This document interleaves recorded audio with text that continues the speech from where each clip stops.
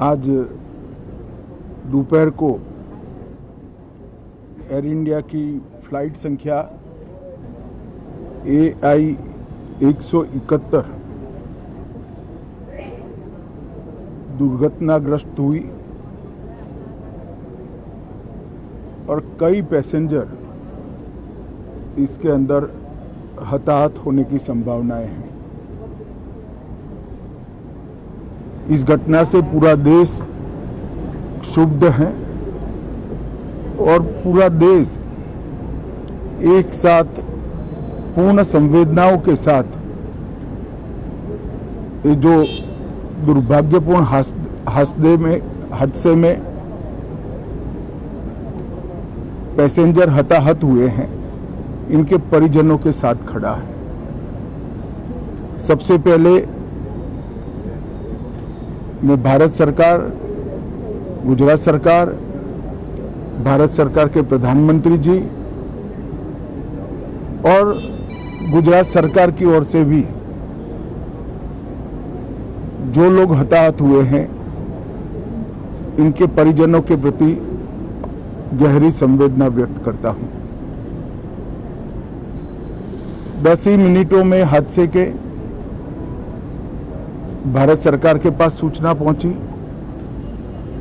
तुरंत ही मैंने मुख्यमंत्री जी, यहाँ के गृह मंत्री, होम डिपार्टमेंट के control room, civil aviation department, civil aviation मंत्री, सभी से संपर्क किया। प्रधानमंत्री जी का भी तुरंत ही फोन आ गया और भारत सरकार और गुजरात सरकार के सभी डिपार्टमेंट एक साथ होकर राहत और बचाव कार्य में लगे। इस विमान में कुल मिलाकर 230 यात्री देश के और विदेश के और 12 क्रू मेंबर सवार थे। इसमें से एक यात्री का बचने का अच्छा समाचार मिला है, मैं उनको मिलकर आया हूं। मृत्यु का आंकड़ा तो DNA परीक्षण और यात्रियों की पहचान के बाद ही अथॉरिटी अधिकृत रूप से घोषित करेगी, मगर जो यात्री बचा है उसको मैं मिलकर आया हूं। घटना के तुरंत बाद गुजरात सरकार ने बहुत त्वरा से डिजास्टर मैनेजमेंट की सारी इकाइयों को अलर्ट करते हुए, चाहे हेल्थ डिपार्टमेंट हो, चाहे फायर ब्रिगेड हो, चाहे पुलिस विभाग हो, भारत सरकार की भी CAPF को संपर्क कर सभी ने एक साथ मिलकर राहत और बचाव का कार्य चालू किया। मगर 1.25 लाख लीटर ईंधन विमान के अंदर ही था और लगभग गर्मी, तापमान इतना ऊंचा हो गया कि किसी को बचाने की मौका ही नहीं मिला। अब मैं घटना स्थान पर भी जाकर आया हूं। सारे यात्रियों के मृतदेह को बाहर निकालने का काम लगभग समाप्त हो चुका है।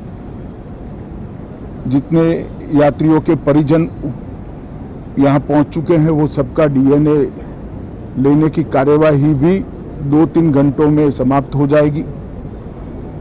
विदेश में जिनके परिजन हैं, उनको सूचना देने की कार्यवाही समाप्त हो चुकी है और जैसे ही पहुंचते हैं उनके भी DNA सैंपल लिए जाएंगे और मृतदेहों की पहचान के लिए जितने मृतदेह मिले हैं, इनके भी DNA सैंपल लेने की कार्यवाही समाप्त हो चुकी है। गुजरात में ही लगभग 1000 के आसपास DNA टेस्ट करने पड़ेंगे। ये सभी टेस्ट करने की क्षमता गुजरात में विकसित है तो डीएनए टेस्टिंग के लिए कहीं गुजरात के बाहर जाने की जरूरत नहीं पड़ेगी। गुजरात की एफएसएल और नेशनल फॉरेंसिक साइंस यूनिवर्सिटी दोनों मिलकर कम से कम समय में डीएनए का परीक्षण पूरा करने के बाद परिवारजनों को अपना मृतदेह परिजन का मृतदेह सौंपने का काम करेंगे। उनके रहने की सुविधा, उनकी सांत्वना की सुविधा, जिनको मेडिकल प्रॉब्लम ट्रॉमा के कारण हुए इनकी मेडिकल की सुविधा, ये सारी व्यवस्था बहुत सुचारू रूप से हो चुकी है। अभी रिव्यू मीटिंग में सारी व्यवस्थाओं को हम सब मंत्रियों ने साथ में मिलकर देखा है। एविएशन डिपार्टमेंट ने अपनी जांच शुरू कर दी है और जांच तेजी से आगे बढ़े इसके लिए भी एविएशन मंत्री जी ने सूचनाएं दी है। मैं फिर से एक बार